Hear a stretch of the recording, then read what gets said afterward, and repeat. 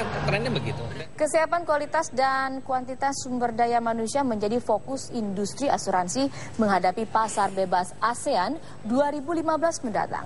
Tanpa adanya perbaikan SDM, pasar industri asuransi dalam negeri bakal kalah bersaing dengan kehadiran asuransi asing.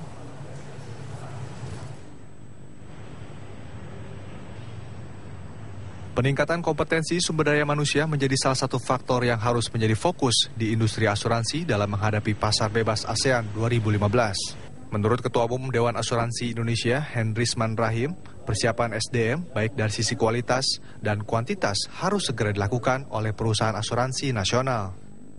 Kalau bagi industri asuransi itu yang paling dampak itu sebenarnya pada saat ini adalah satu, pasar kita. Yang kedua, SDM kita. Ya, karena SDM yang berada di industri asuransi ini masih kurang gitu.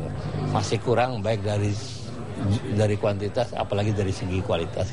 Nah, kita mengharapkan bahwa dalam waktu singkat kita harus mengejar ini sehingga SDM industri asuransi jiwa itu betul-betul industri asuransi umumnya di Indonesia ini betul-betul akan diisi oleh orang-orang kita sendiri.